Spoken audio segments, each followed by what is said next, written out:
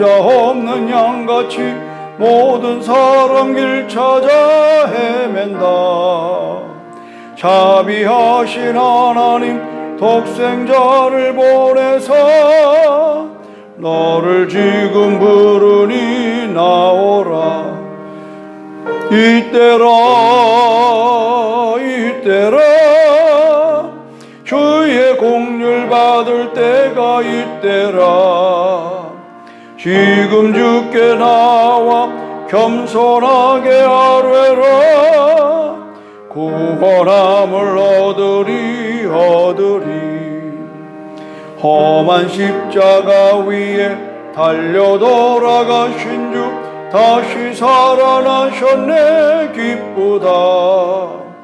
죄인 구원하실 땐 어서 주께 나와 크신 은혜 구하라. 이때라 주의 공률 받을 때가 이때라. 지금 주께 나와 겸손하게 아뢰라. 구원함을 얻으리. 주의 귀한 말씀에 영원 생명 있나니 주님 너를 용서해 주신다.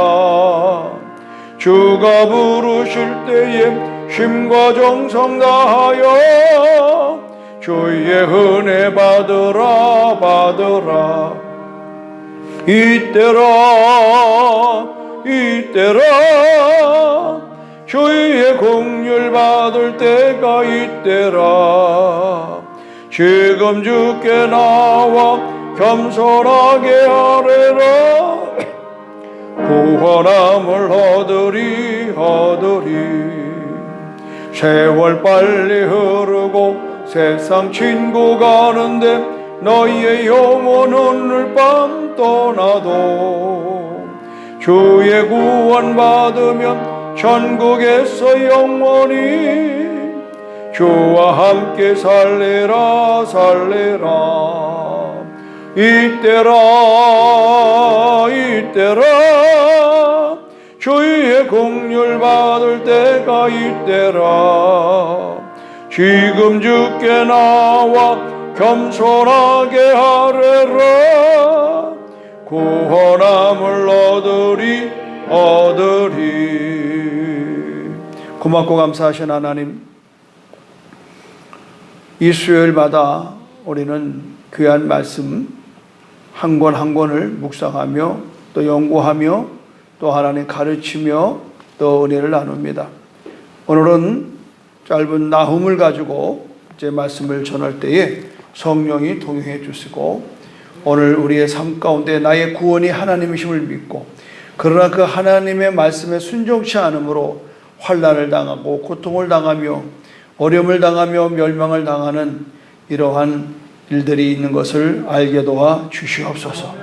하나님께서는 반드시 보복하심을 알게 하여 주소서. 나음서의 교훈이 오늘 우리 신앙에 큰 은혜가 되게 도와 주시옵소서. 예수님의 이름으로 기도합니다. 아멘. 자, 이제 오늘 나훔, 이 나훔이라고 하는 말은 위로라는 뜻인데, 이 나훔은 엘고스 사람이에요. 엘고스 사람. 그런데 이 재밌는 게 지금 니느웨 성에 대해서 예언하는 거예요. 여러분 니느웨 성 여러분 생각나는 거죠? 요나가 지금 이 성경은 150년 전 요나를 통해서 니느웨 성이 막 멸망해 갈 때에 어떻게 했어요? 하나님이 요나를 보냈잖아요. 안 가겠다는 거를 도망간 걸 그냥 풍랑을 일으켜서 바다에 빠뜨려서 고기 뱃속에 넣어서 토해낸 데가 니느웨 성이에요. 그래서 3일을 다니면서 회개하라, 천국이 갖고 왔다. 너희가 회개하지 않으면 멸망받는다. 그런데 희한하게도 왕으로부터 그냥 모든 백성들이 다 어떻게 해요? 제 가운데 앉아서 베옷을 입고 회개하는 거 아닙니까? 그래가지고 그 나라가 그 당시 때 니느웨는 지금 미국의 뉴욕과 같은 데입니다. 그러니까 그 당시 때 세계의 중심적인 그 도시가 니느웨 성이었습니다. 그래서 이런 니느웨를 향해서 요나가 복음을 전했는데 희한하게도 다 그 말씀을 듣고 회개하고 돌아왔어요. 근데 이게 일시적인 거라. 그리고 150년이 지나서 하나님은 나홈을 보내는 겁니다. 저는 이걸 보면서 참 하나님은 대단하신 분이다. 왜 그러냐? 150년을 어떻게 해요? 기다리는. 한 번에 치는 게 아니에요. 그 니느웨가 회개하고 돌아왔는데 150년 세월 속에서 그들은 또 다시 서서히 이렇게 죄 가운데에 그들은 빠져드는 거죠. 우리가 신앙생활은요, 그래서 내가 늘 드리는 말씀이 끝을 생각하고 시작하셔요. 끝을 생각하고. 성공하는 사람들은요, 왜 성공하는가 봤더니 일의 결국을 생각하고 출발합니다. 제가 어제도 어떤 분하고 이제 이렇게 상담하면서 그랬어요. 10리를 가는 사람과 100리를 가는 사람은 신발끈 매는 게 달라요. 뭐 말인지 아시겠어요, 여러분? 오늘 이 자리에서 이제 월화는 우리 어린이 아이들이, 오늘부터는 이제 청소년 아이들이 한 70명 모여서 수련회를 막 마치고 돌아가고 우리가 예배를 드리는, 저는 굉장히 기뻤습니다. 오늘 이 자리가 이렇게 사용되기까지는 30년 세월이 추적된 거예요. 지금 계속해서 우리 교회가 이렇게 사용되지는 것은 하루아침에 되는 게 아니에요. 그러니까 30년의 세월이 쌓여서 일을 해내는 겁니다. 그러니까 선한 일이든 악한 일이든 그냥 한꺼번에 되는 일이 아니에요. 악한 일을 저지른 사람도 오랜 동안에 그것이 차곡차곡 쌓여가지고 터지는 것. 니느웨 성 사람들이 150년 전에 회개를 했어요. 그리고 살아났는데, 그런데 이들은 서서히 그 은혜를 잃어버리고 다시 개가 토한 걸 다시 먹듯이 그들은 죄 가운데 다시 먹고 마시는 겁니다. 그래서 이 나홈은 심판을 예고하는 거예요. 어디에? 니느웨 성. 그러니까 이거를 보면 하나님은 이스라엘만 얘기하는 게 아닙니다. 하나님은 열방을 케어하는 거예요. 열방을 보호하는 거예요. 이건 나는 오늘 말씀을 통해서 여러분과 함께 고민하고 좀 해야 될 건 뭐냐면, 우리들도 마찬가지다 이 말이죠. 지금 내 때는 신앙생활 잘하고 하지만 우리의 다음 세대가 전혀 하나님을 알지 못하는 세대로 충분히 갈 수 있고 지금도 보고 있다 이 말이죠. 제가 어저께 극동방송에 이제 1시간 여러분 생방송 하는 거 다 알잖아요.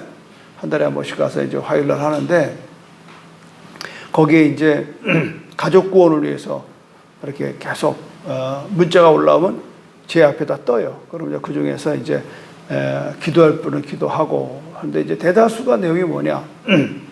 우리 아들이 아무개가 그렇게 어릴 때 교회를 잘 다니니 지금 대학 가서 안 다닌다는, 또 장가 가서 안 다닙니다. 시집 가서 안 다닙니다. 이 엄마들의 그냥 눈물의 그런 하소연이 막 올라와요. 참 마음이 아프더라고. 지금 세상이 악하거든요. 오늘 이렇게 애들이 와서 뭐 은혜 받아도 얘네들이 이제 너 커보십시오. 말 안 들어요. 그 이런 것들을 생각하면은 정말 우리가 하나님 앞에 겸손하게 나가야 되지 않겠는가, 이렇게 되는 거예요. 이 니느웨는 아수르의 수도인데요, 가장 악랄한 나라가 니느웨입니다. 이 아수르입니다. 그러니까 힘에 의해서 부강한 나라는요 계속 악한 일을 저질러요. 악한 일을. 이 동양에서는 몽골, 징기스칸 부대가요, 별명이 푸른 늑대입니다. 아주 악랄합니다. 그러니까 그들은, 우리가 너희들 공격한다. 그럼 항복하면 살려요. 그리고 그 문화를 다 내비두고 그냥 정복만 해요. 그런데 대든다. 그러면 그냥 애부터 어른까지 뭐 다 죽여버려요. 그래서 아주 악랄한 부대가 몽골이었습니다. 그러니까 둘 중에 하나예요. 항복하든지 죽든지 둘 중에 하나. 중간은 없는 거예요. 그러니까 이런 것처럼 이 중동에서는 이 아수르가 굉장히 고약한 나라예요. 그래서 아수르 제국은 원래 폭력으로 세워진 나라이기 때문에 항상 그들은 남의 나라를 침공해서 약탈물을 가지고 세워지는. 그러니까 뭐 그런 부분 있잖아요. 한 번 사람이 그쪽으로 벗어나면 계속 그쪽으로 가는 거예요. 그래서 한번 여러분 나훔 2장을 먼저 볼까요? 나훔 2장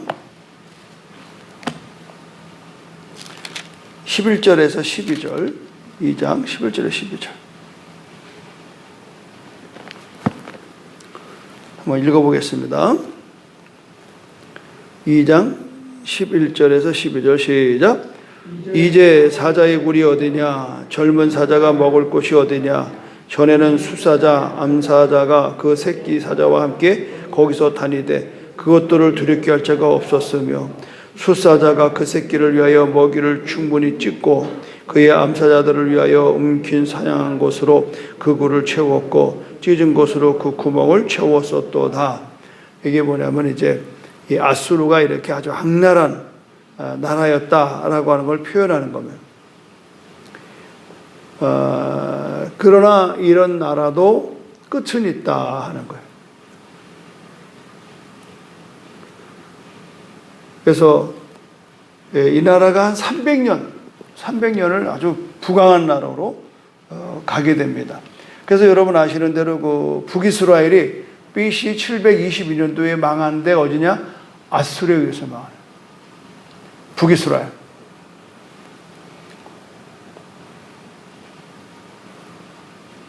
그런데 이제 150년이 지나서 하나님은 이제 최종적인 선언을 하죠. 그게 이제 1장으로부터 와서 1장 1절부터 7절까지를 저와 여러분이 교독해서 어떻게 하나님은 이 아수르에게 멸망을 예고하는가 하는 것을 한번 보도록 하겠습니다. 니느웨에 대한 경고 곧 엘고스 사람 나홈의 묵시의 글이라.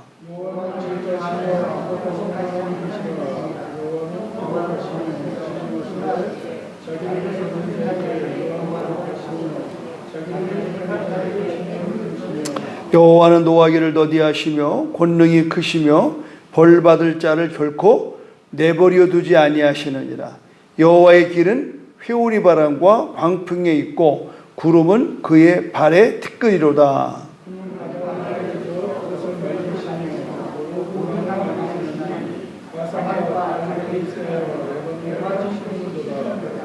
그로 말미암아 산들이 진동하며 작은 산들이 녹고 그 앞에서는 땅 곧 세계와 그 가운데에 있는 모든 것들이 솟아오르는도다.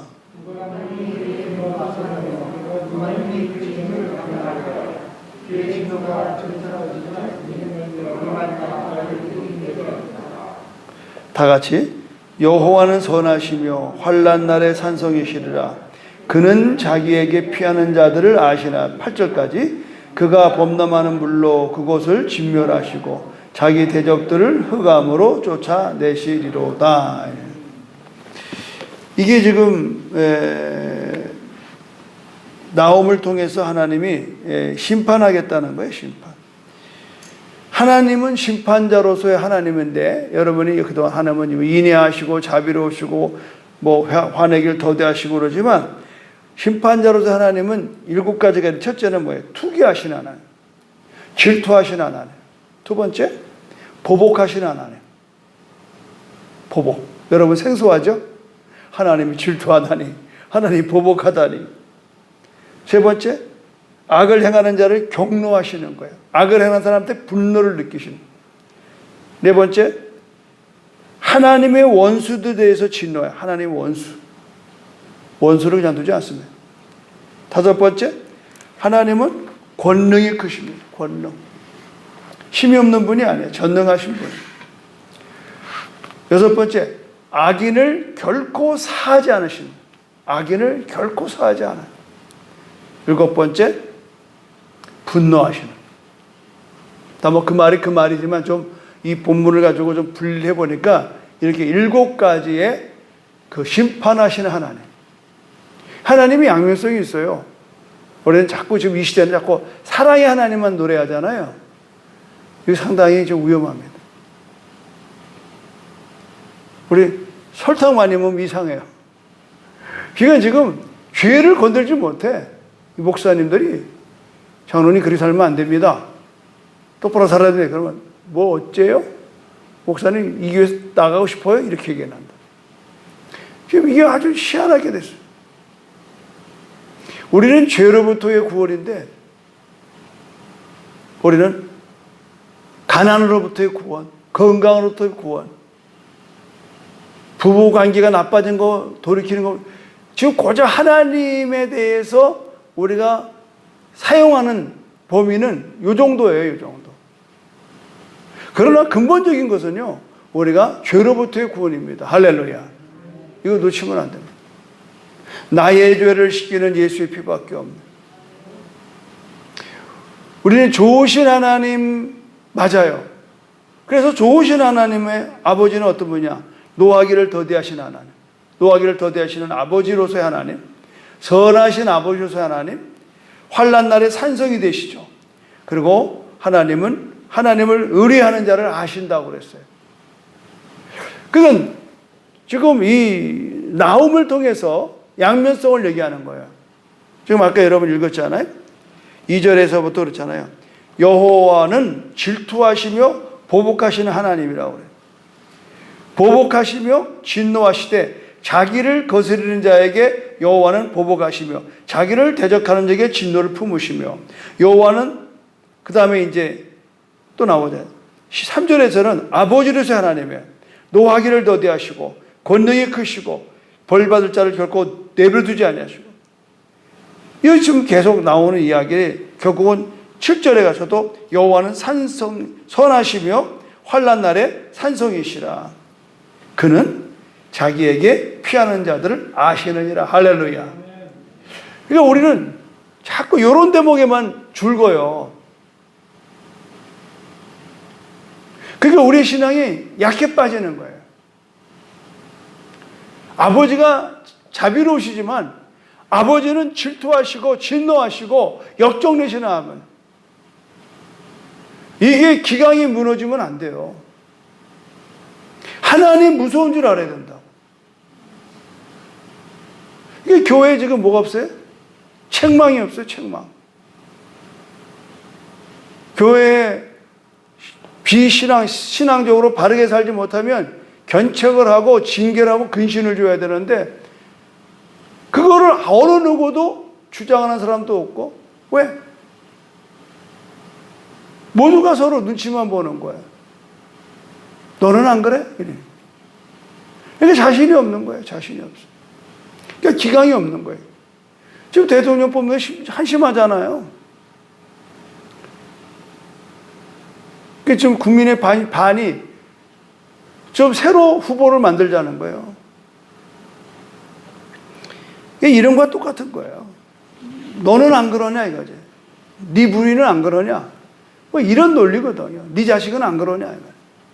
그래서 서로 말도 못하는 거예요. 중요한 것은 하나님은 투기하시고 보복하시는 하나님. 그러니까 우리가 하나님을 경외해야 한다. 경외한다는 것은 두려워한다는 거예요. 조심한다는 거예요. 그럴 때에 우리는 자연히 우리 자신을 돌보게 하는 거예요. 우리가 좀 어르신들한테 가려면 옷도 단정하고 머리도 이렇게 하고 그러고 나가잖아요. 뭐 그분이 뭐 꾸짖어서 그런 게 아니잖아요. 그분에 대한 예의라 이 말이죠.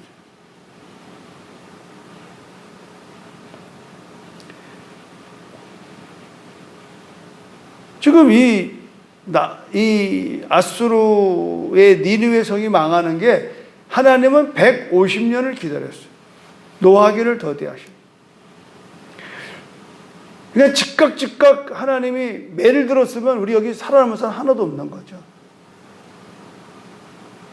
그래서 우리 인내하신 구세주여, 그게 뭐예요? 내가 비오니 죄인오라 하실 때에 날 부르소서. 다 같이 주여 주여 내 말 들으사. 너 뭐예요? 죄인오라 하실 때에 날 부르소서. 아멘. 그러니까 우리는 내 죄를 하나님이 좀 관심이 있는데 나는 싹 빠지고 죄요. 하나님 그래요. 우리 그래서 이 부흥회 때 가만히 보면요, 아이고 저 소리는 저 목사님 저 설교는 좀 아무개 집사가 들어야 되는데, 아니요, 내가 들어야 돼. 여러분 신앙생활이 열매가 안 되는 이유가 뭔 줄 알아요? 책망되는 건 전부 다 나는 쏙 빠져요. 그리고 다른 사람을 대입시키는 거예요. 그건 은혜가 안 되는 거예요.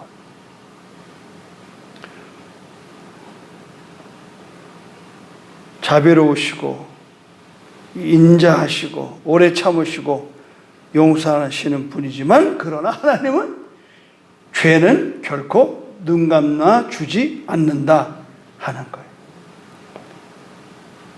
이게 하나님의 첫 번째 성품의 사랑이에요.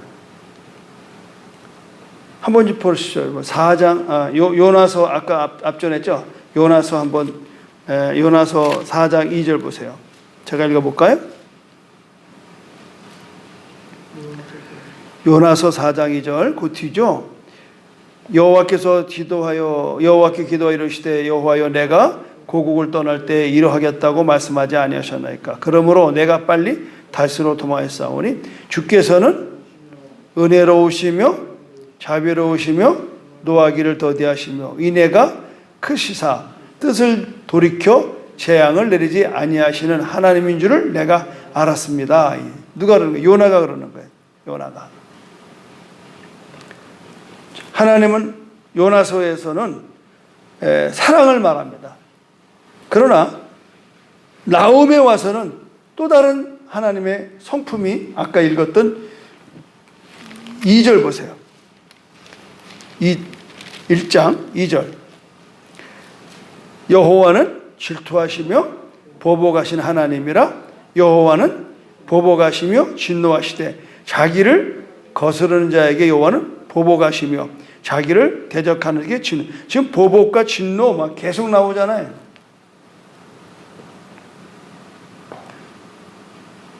하나님은 죄에 대해서는 심판하셔요. 신앙생활을 여러분 하는 우리는 항상 이거를 놓치면 안 돼요. 왜 심판을 말을 못하게 해요, 요새? 그런 심판이 있다니까. 니느웨를 심판하신 하나님 150년 만에 중국 내비둘 것 같아요. 지금 십자가 다 내려놨잖아요, 중국이. 이제 3월부터 중국에다가 이제 우리 방송이 줌으로 쏴갈 거예요. 이제 고금철 목사님이 이번에 이제 150만 원 제가 얻어다 준 걸로 해서 지금 한 370만 원 모았다 그래. 1차적으로 빨리 하자. 지금 급하다. 지금 중국 사람들이 막 정신이 없어요. 막 다 잡아갑니다, 지금.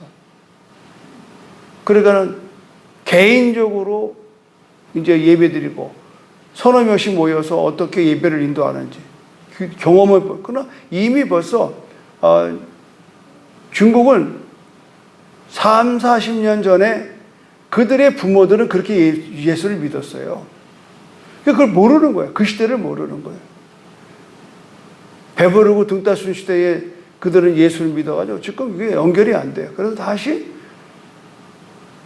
장재영 목사님이 저한테 얘기해줬던 그 내용을 다시 재정리해가지고 이제 중국어로, 이제 줌으로 이렇게 쏴 올리려고 그래요. 제가 뭘 생각하냐면요.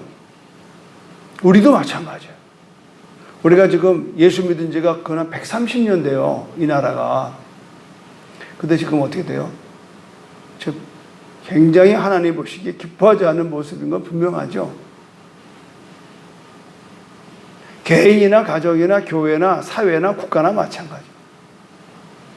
지금 미국이 저렇게 근사하게 지금 뭐 200년, 한 250년 넘어가요. 내가 학교 어릴 때 공부할 때만 해도 미국은 건국 200년을 얘기했습니다.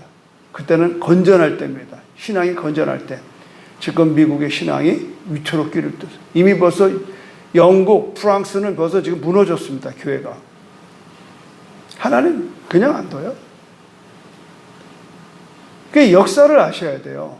역사를 알아야 내가 지금 어떻게 살 건가를 생각하게 하는. 이건 지금 이 나홈서나 이런 모든 건 역사서잖아요. 실질적으로 있었던 그 아수로, 니느웨 그 성이 어떻게 무너졌는가를 성경은 얘기하는 거예요. 그래서 보실래요? 이제 나홈 1장 8절부터 14절은 이제 부패된 니느웨 성이 멸망이 이제 선포되는 겁니다. 자, 14절부터 8절부터 한번 읽어봤습니다. 아까 읽었죠? 그가 범람하는 물로 그것을 진멸하시고 자기 대적들을 흑암으로 쫓아. 여기서 범람하다 뭐냐면 티그리스 강이 범람해가지고요. 이 성을 완전히 엎어버려요. 그 나라는 재밌습니다. 그 중동 그쪽에는 그냥 저는 12년 전에 우리 이제 교회 창립 20주년 기념으로 제주도의 우리 지방에 제주 수복음 지방에 목사들 16분을 우리 교회가 전액 다 돼가지고 모시고 간 적이 있었어요. 그런데 밤새도록 비 한번 내린 것 때문에 그 시내산에서 없는 길이 매몰되고 다른 길이 또 생겨요. 강이 그래, 강. 없는 강에 길이 나는 거예요. 실질적으로 아프리카가 어느 이제 그 안에 중남미인가 다리가 하나 이제 튼튼한 자꾸 다리가 홍수 때마다 무너지니까 막대한 예산을 들여가지고 다리를 외국에서 기술을 들여다가 세웠어요. 그래서 몇 년 있다가 대홍수가 났는데 홍수가 나니까 강물의 줄기가 바뀌었어. 다리를 놨던 그 강은 없어지고 육지가 되고 이게 다른 데로 흘러 들어가가지고 다른 데 강이 생긴 거예요. 우리나라는 그런 일이 결국 없지만 외국은 비일비재합니다. 특히 이 중동은요 아주 웃기지도 않아요. 그래서 여러분이 그 양들을 칠 때에 사망의 음침한 골짜기를 다닐지라도 하는 게 그거예요. 지금은 건천이에요. 지금은 물 한 방울 볼 수 없는, 오랫동안 물 한 방울 볼 수 없는 그 길을 양떼를 몰고 들어갔단 말이에요. 그런데 청청 하늘에 맑은데 어디선가 비가 온 것이 쏟아져 내리니까 거기 전부 다 바위산이거든요. 순간에 물벼락 맞는 거. 그걸 이번에 제가 12년 전에 경험을 했다니까, 그 현장에서. 그래서 절대 성지순례는 우기천에 가면 안 된다. 우기가 거기 뭐 1월 달이 우기예요. 근데 우리가 1월 16일이 기념일이잖아요. 그러니까 그 기점에 간 거예요. 정말 무식하게 간 거예요. 가면 안 되는 거예요. 제가 그 앞전에 그 2년 전에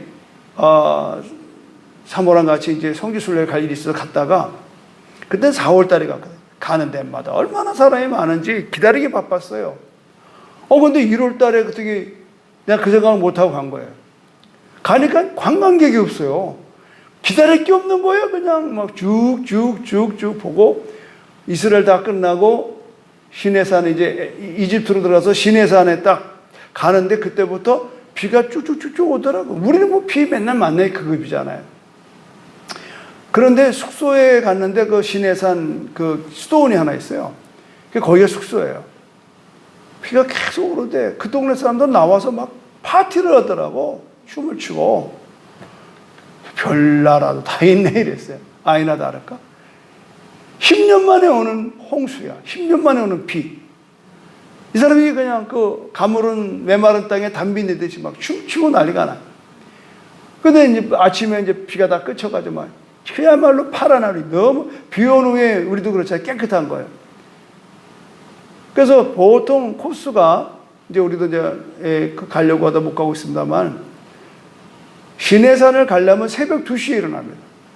새벽 2시에 시내산까지 뭐 낙타를 타든 뭐 어떻게든 걸어가든 올라가요. 그래서 거기서 해 뜨는 거를 보고 시내산에서 내려와요. 그래서 내려와서 아침 먹고 버스 타고 카이로를 가든지 이제 다른 또 코스로 가요.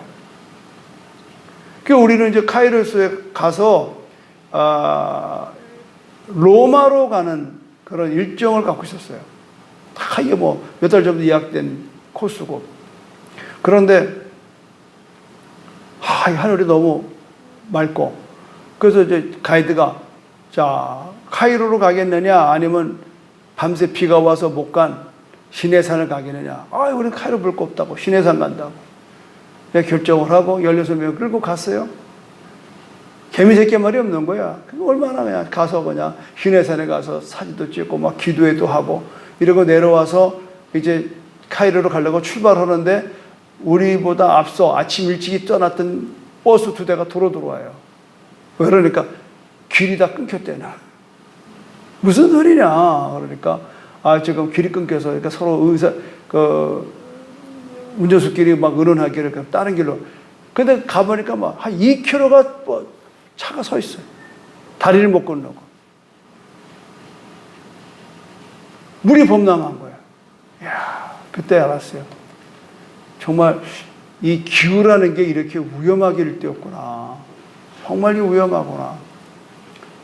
그때부터 상식을 벗어나면 안 되겠다. 이 상식을 벗어난 거. 그러니까 성지순례는 우기는 가지 말라. 이게 상식인데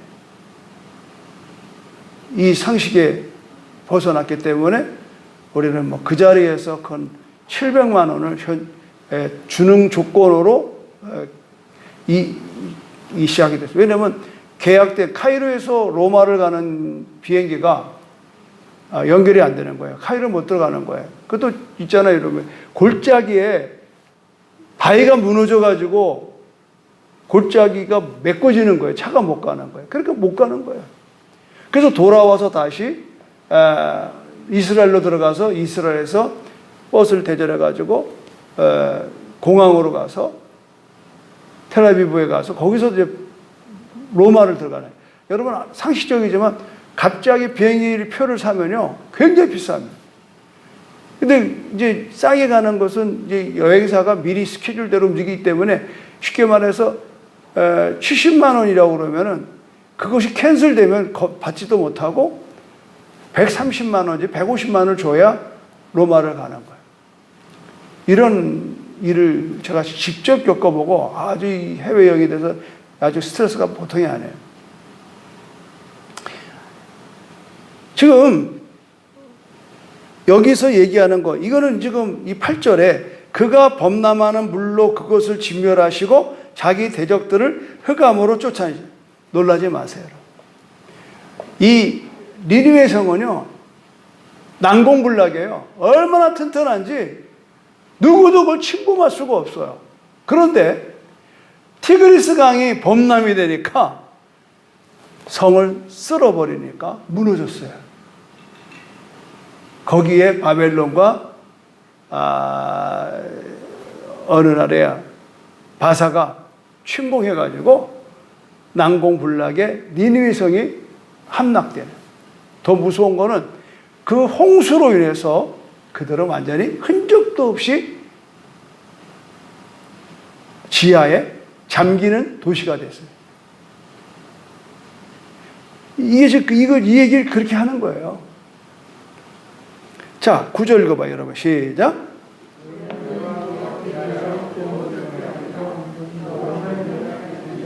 가시던 뿔같이 엉클어졌고 술을 마신 것 같이 취한 그들은 마른 지푸라기 같이 모두 탈 것이거늘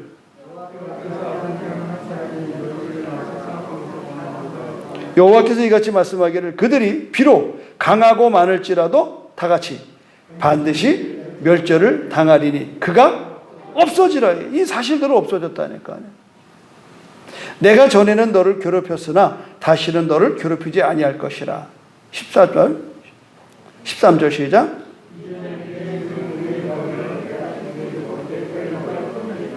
나 여호와가 내게 대하여 명령하였나니 내 이름이 다시는 전파되지 않을 것이라.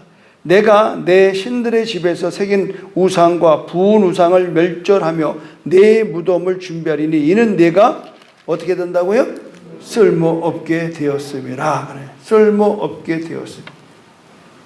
여러분, 당대의 강대국 니느웨 성이 이렇게 사라져요. 역사에서 사라져. 흔적도 없이 사라져.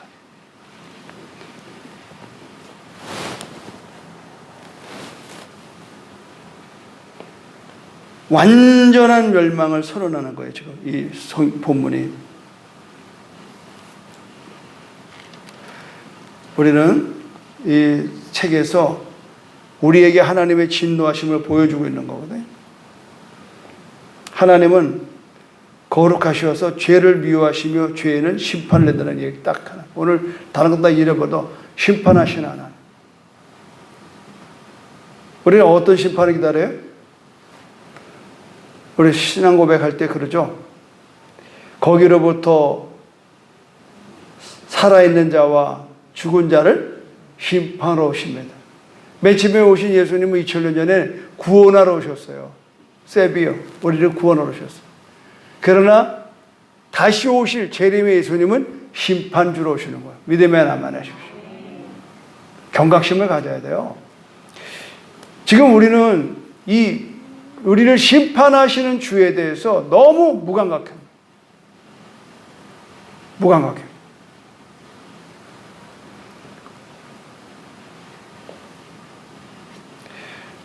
하나님 말씀하신 대로 그대로 이루어지는 거예요.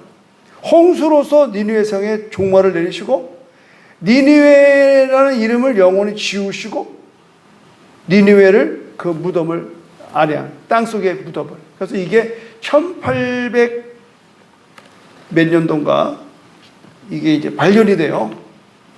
1845년도에 의해서 저게 되고요. 하여튼 영국 사람들이 이제 그 고고학자들이 이걸 찾아가지고 깊이 땄어요.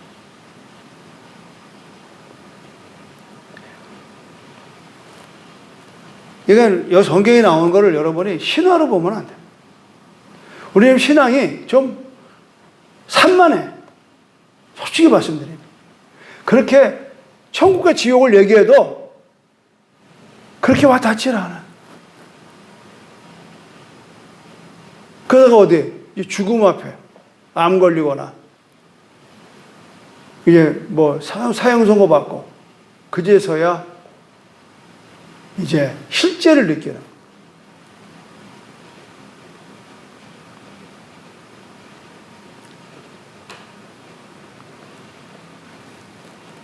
하나님은 니느웨 성의 무덤을 얼마나 깊이 파놨는지 그 존재조차 알 수가 없어요.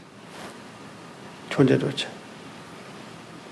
그래가지고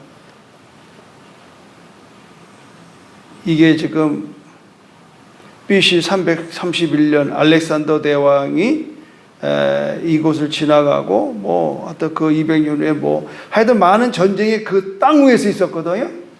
그런데 그 땅 속에 있는 니느웨를 아무도 기억을 하지 못해요.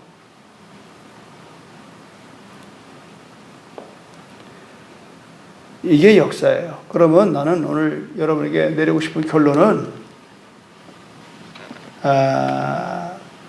하나님께서 완전한 멸망을 하신다는, 멸망시키시는 분. 그러니까 이 세상의 사악한 국가들은 다 이와 같이 될 거라고 성경이 기록합니다. 원수 갚는 게 우리에게 있는 게 아니에요. 지금 우리가 북한을 위해서 기도하는 게 뭐냐면 우리 동포잖아요. 불과 극소수의 그런 정권을 유지하는 사람들에 의해서 2,500만이 지금 희생을 당합니다. 왜 하나님 뜻이 아니거든. 그래서 우리가 한 달에 한 번씩 다음 주 화요일 날 이제 동홍교회에서 이번에는 이제 1, 2, 3개월 동안 동홍교회에서 그다음 4, 5, 6은 이제 법학교에서 7, 8, 9는 또 성결교회에서 돌아가면서 이렇게 이제 그거는 왜냐면 그 교인들에게 이 조국 통일을 위한 기도회를 알려주려고 하는 거예요. 뭐 우리는 다 아니까.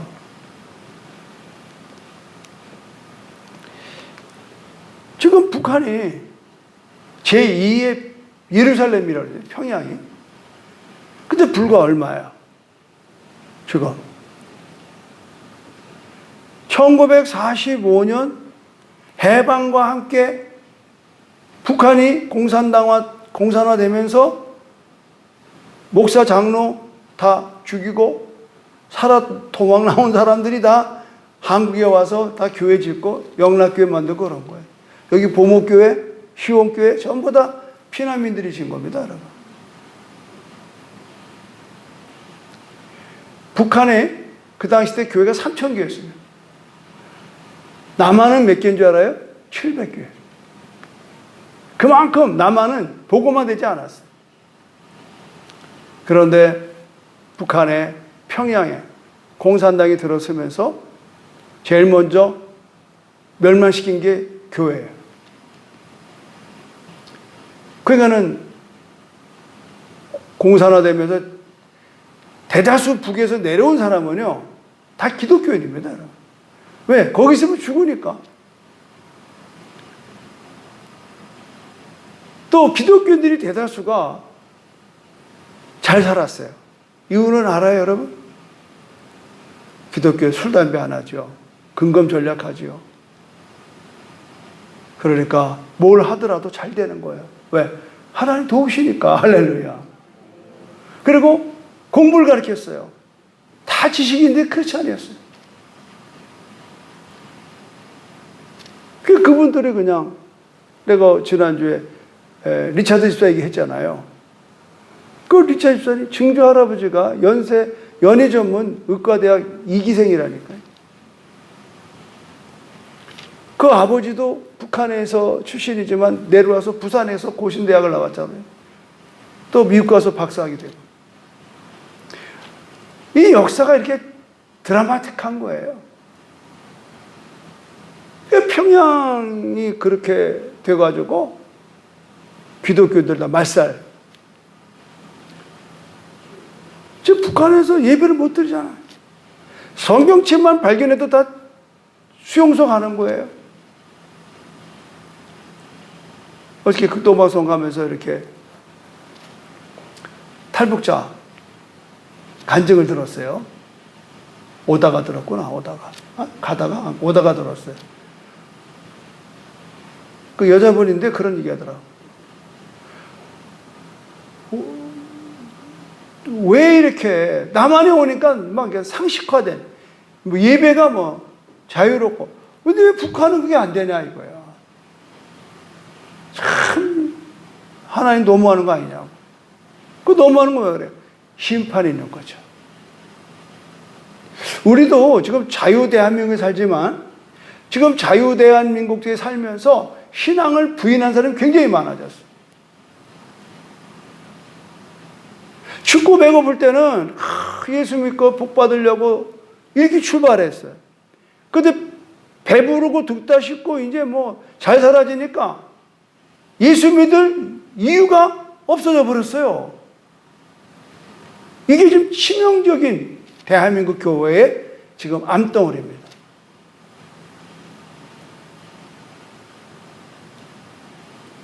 우리는 죄로부터의 구원에 대한 초점으로 예수 믿어야 되는데 그냥 병 나려고 그냥 우환이 많으니까 그러니까 이런 기복적인 걸로 신앙이 변질되어 버린 거예요. 처음부터 그런 건 아니었을 거라고.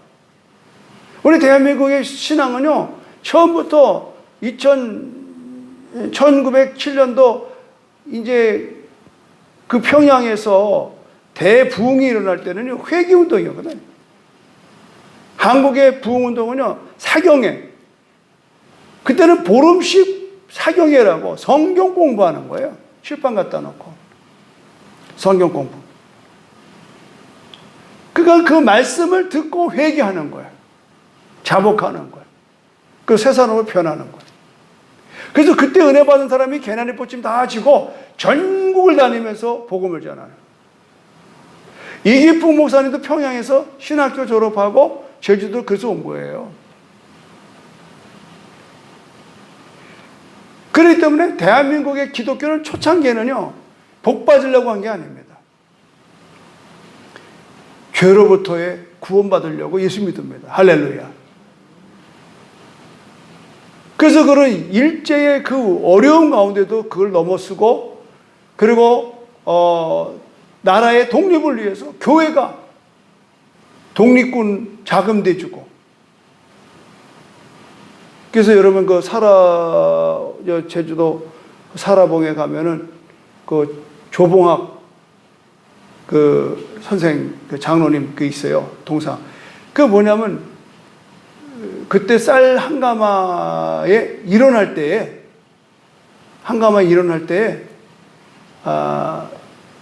오장로님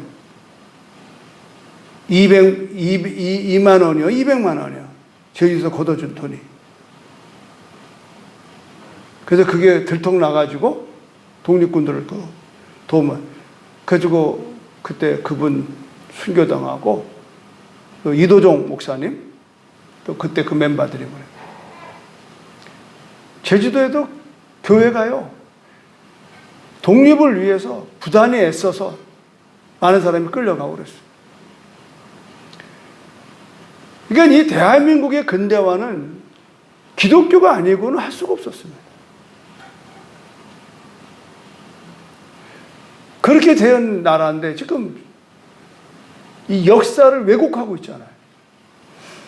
마치 기독교 때문에 이 나라가 안 된다고. 난 정확하게 들었습니다. 박원순 씨가 뉴욕에서 어떤 모임에서 대한민국은 교회 때문에, 기독교인들 때문에 민주화가 안 되는데, 민주화가. 그들이 말하는 민주화는 뭔지 아시죠, 여러분? 사회주의입니다, 여러분. 그러니까 이 사회주의를 부르짖는 사람들은 기독교가 북한에서 말살하는 것처럼 계속 말살 들어가는 거예요. 그러니까 이번에도 코로나에 이런 사건이 교회만 잡잖아요. 예배를 못 드리게 하는 거예요. 이거 1년만 더 가보십시오, 이제. 국물도 없어요. 물론 최선을 조심해야겠지만 시장바닥에 가보십시오, 여러분. 식당 가보십시오. 교회만큼 완벽한 데가 오늘도 우리가 얼마나 소독해가면서 이 기계 비싼 거 350원 2대 500만 원에 사가면서 말이죠. 이런 얘기하면 끝도 없고 한도 없어요. 정말 기도해야 됩니다. 내일도 마마 클럽에서 기도해야 되고, 토요일 날은 이제 전국에 있는 교회에 우리 또 기도하는 팀이 또 하나 있어가지고 줌으로 기도하는 거죠. 계속 기도밖에 없어요. 왜 해야 되느냐? 성경의 말씀은 하나님은 죄의 나라를, 사악한 나라들을 다 멸절한다는. 지금은 승승장구해. 중국이 기독교를 막 말살하고. 이번에 게임 봤잖아요. 어저께 밤 보셨죠? 그게 중국이에요. 그 수준이 그래요. 그 금이 뭐라고 말이죠. 그러니까 정의가 없어요, 정의가.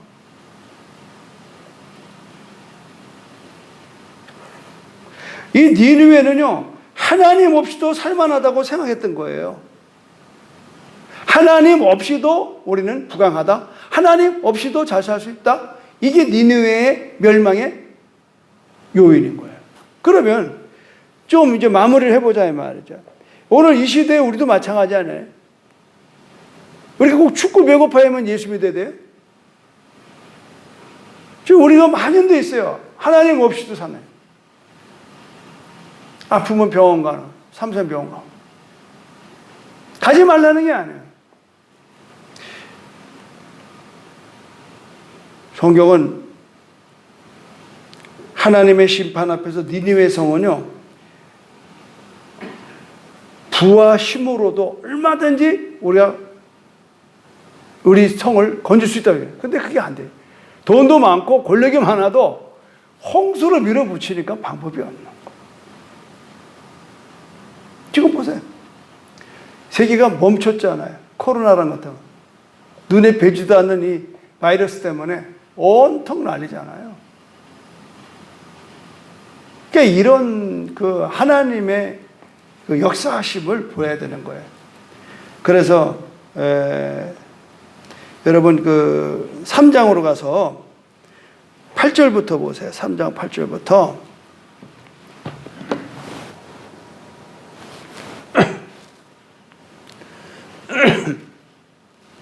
네가 어찌 노아몬보다 낫겠느냐? 그는 강들 사이에 있으므로 물이 둘렀으니 바다가 성루가 되었고 바다가 방어벽이 되었으며 구스와 애굽은 그의 힘이 강하여 끝이 없었고 북과 루빔이 그를 돕는 자가 되었으나 그가 포로가 되어 사로잡혀 갔고 그의 어린 아이들은 길모퉁이 모퉁이에 매어침을 당하며 부서졌으며 그의 존귀한 자들은 제비 뽑혀 나누었고 그의 모든 권세자들은 사슬에 결박되어나니 너도 술에 취하여 숨으리라. 너도 원수들 때문에 피난처를 찾으리라. 계속 그런 얘기하는 거예요. 방법이 없어요. 그래서 또 14절 보십시오. 또 나오잖아요. 시작. 너는 물을 길어 에워싸일 것을 대비하여 너의 산성들을 견고하게 하며 진흙에 들어가서 흙을 밟아 벽들 가마를 수리하라. 거기서 불이 너를 삼키며 칼이 너를 뱉기를 느치가 모는 같이 하리니 내가 느치같이 스스로 많게 할지어다. 내가 미뚜기같이 스스로 많게 할지어다. 그러니까 니네 힘으로 안 된다. 그래서 성경은 뭐라고 그래요? 스가랴 4장 6절에 힘으로 되지 아니하고 능으로 되지 아니하나 여호와의 신으로 되느니라. 할렐루야. 사람의 힘과 능으로 안 되는 겁니다. 그러니까 이 나라는 이걸 잃어버렸어요. 자기네 힘과 능으로 될 줄 알았다. 지금도 우리가 마찬가지예요. 내 힘으로 하려고 내 힘. 이번에 이렇게 여기서 이런 상황 속에서 이 집회가 가능한 것은 지금 열댓 사람의 우리 집사 권사님들이 주로 교사 중심으로 모여서 계속 여기서 집회하는 동안에 계속 기도하는 겁니다. 할렐루야. 우리가 아무리 뭐 별짓을 다 해도 그 중에 한두 명이 감염돼 들어오면 꼼짝 말아요. 근데 분명한 건 저 기계 때문에 여기서는 오염이 안 돼. 여기서는 절대 전염이 안 돼. 그러나 이걸 내가 믿는 게 아니에요. 최선을 다하지만 더 믿는 건 뭐냐? 우리 선생님들이 10명이 그냥 계속 이 집회 기간 동안에 내일도 모레도 그렇고 기도한다는 사실이에요. 할렐루야. 난 이걸 믿습니다, 여러분. 이걸 믿는 거예요. 자, 마무리를 좀 해드릴게요. 지금 우리는 이 니느웨 성을 통해서 그 시대에 아주 막강한 그들의 부와 권력 이런 걸로 지금 이들은 이제 맞서는데 이런 나라도 하나님께서 결국은 문명국의 자만은 인간의 힘과 기계의 능력 앞에서는 꼼짝할 수 없다는 거예요. 하나님은 그것을 원치 않아요. 그런데 우리는 지금도 여전히 문명, 좀더 AI 시대에 너무 이걸 좋아하는 거예요, 사람들. 로봇 시대. 또 이제 스마트폰. 거기 다 있어. 그러나 스마트폰이 우리를 기도하게 하지는 못해요. 방해는 될지 몰라. 여러분 스마트폰에 앉아가지고 은혜 많이 받죠? 그게 내 영혼을 흔들지를 못해요. 시간만 낭비하는 거예요. 우리가 스스로 속는 거예요. 그래서 이 자리에 남아서 얼굴과 얼굴을 보고 함께 찬송하고 그래도 이 자리에서 1시간 동안 말씀을 듣고 기도하는 것 이것만 남는 겁니다. 할렐루야. 이것만 남는 거예요. 물론 멀리 있는 분들에게, 외국에 있는 분들은 어쩔 수가 없는 상황이지만 그래도 올 수 있으면 와야 되는 거예요. 자, 여러분, 베드로 후서 3장 이제 신약으로 마무리를 해볼게요. 베드로 후서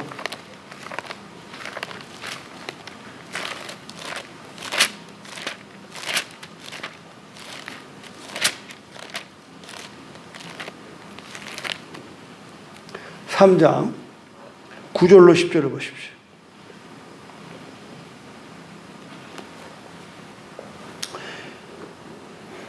같이 읽겠습니다. 9절로부터 10절 시작. 주의 약속은 어떤 이들이 더디다고 생각하는 것 같이 더딘 것이 아니라 오직 주께서는 너희를 대하여 오래 참으사 아무도 멸망하지 아니하고 다 회개에 이르기를 원하시느니라. 그러나 주의 날이 도둑같이 오리니 그날에는 하늘이 큰 소리로 떠나가고 물질이 뜨거운 불에 풀어지고 땅과 그 중에 있는 모든 일이 드러나리라. 그래서 11절 결론. 이 모든 일을 이렇게 풀어줄지니 너희가 어떠한 사람이 되어야 마땅하냐? 어떻게 된다고요? 거룩한 행실과 경건함으로 하나님의 날이 임하기를 바라보고 간절히 사모하라. 그날에 하늘이 불에 타서 풀어지고 물질이 뜨거운 불에 녹아지려니와 13절 시작. 우리는 그의 약속대로 의가 있는 곳이 새 하늘과 새 땅을 바라보도다. 믿으면 아멘. 여러분, 거룩한 행실과 경건하며 이번 주 제가 설교가 이 부분에 주제를 갖고 있습니다. 너희는 경건하라, 거룩하라. 표표를 벤다, 할례를 받으라는 건 뭐냐면 구별하라. 구별해야 돼요. 이제는 구별할 때가 왔어.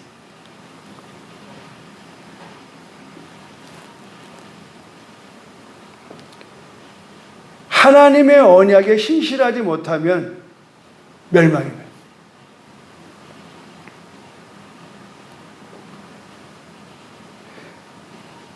세상은 지금 돈, 성, 섹스, 그 다음에 권력, 다 여기에 끌려가는. 이것 때문에 다 삶의 존재를 거기다 두르고 있어요. 지금 우리도 거기서 자유로울 수가 없어요. 우리 성도들도. 그러나 이제라도 우리가 주의 약속이 약속된 대로 하나님은 심판하셔. 교회를 다니는 것 가지고 되는 게 아니야. 거듭나야 되고, 거듭났으면 그날이 올 때까지 우리는 성령으로 충만해야 돼. 그래야만이 우리는 거룩함을 유지할 수가 있어. 이 거룩함이라는 게 누가 갖다 주는 게 아니야.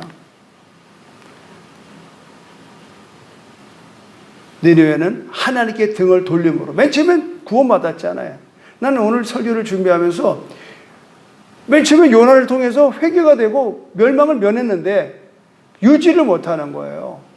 이게 그럼 왜 이 시대에 이 성경이 우리에게 읽혀지느냐 이 말이죠. 150년 만에 멸망을 당하는. 150년 만. 그럼 우리도 아까 전에 학생들 보고 얘기했습니다. 제가 17살 때 거듭나서 지금 50년을 지나왔어요. 금방 가요. 150년 금방 갑니다.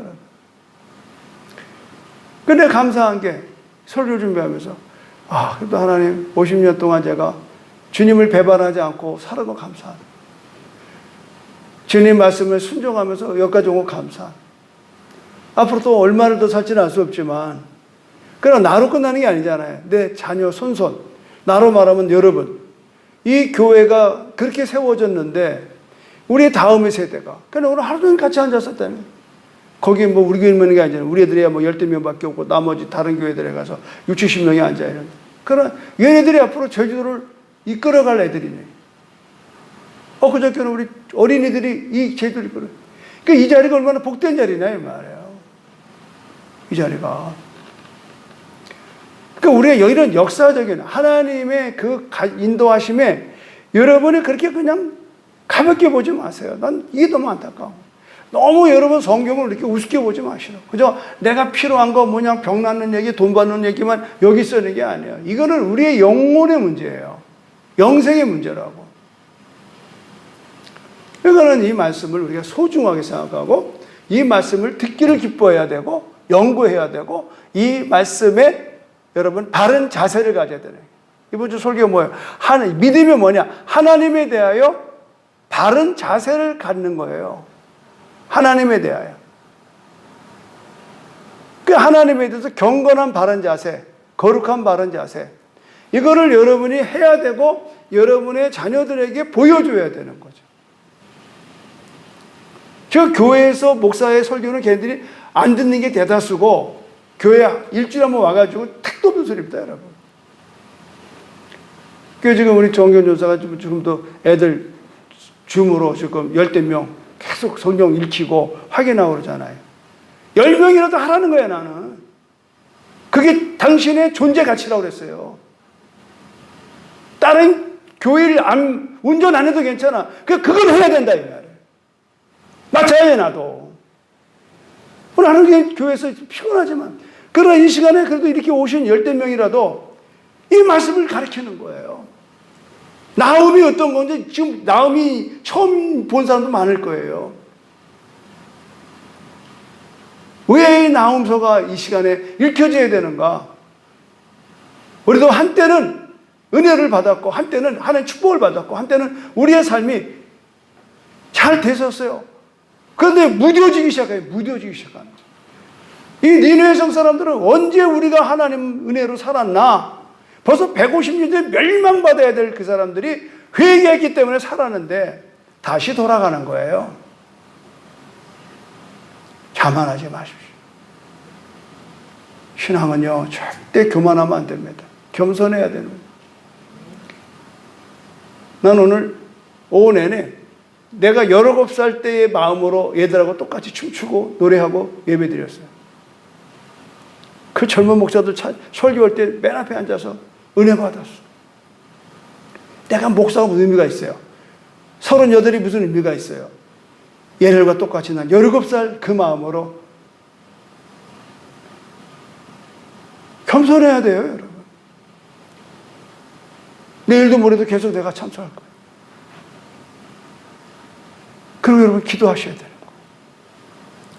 아무쪼록 이번에 이런 그 연합 비전 캠프가 오늘 새벽에 제가 새로운 시대를 연다고 그랬어요. 새로운 시대가 열리고 있는. 아까 누가 그러더라고. 목사님 장소를 빌어서 고맙다고. 아닙니다. 제가 감사합니다. 우리는 바로 이런 일을 하려고 30년 동안 이 교회가 존재한 겁니다. 아멘? 네. 사이즈가 문제가 아니에요. 누가 하느냐가 중요한 거예요. 아무쪼록 여러분이 이번 집회를 위해 기도 많이 하시고, 그리고 수요일 날, 사실 주일날 설교는 내가 설교 기껏 해야 30분에 35분 합니다. 길어야 40분. 할 얘기 다 못해요. 왜냐하면 여기 앉아있는 사람들이 죄 얘기 자꾸 해봐요. 교회 안 온다고. 뭐 안 오는 게 무서운 게 아니에요.